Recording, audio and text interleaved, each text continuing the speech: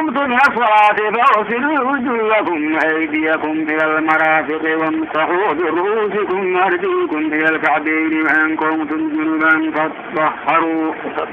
وإن كنتم مرضى على سفر أو جاء أحد منكم من الغائط أو لامستم النساء فلم تجدوا ماء فتيمموا صعيدا طيبا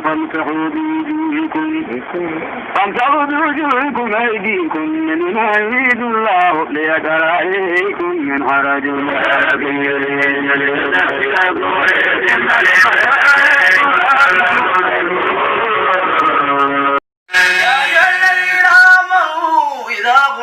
إلى الصلاة فاغسلوا وجوهكم وأيديكم إلى المرافق وامسحوا برؤوسكم وأرجلكم إلى الكعبين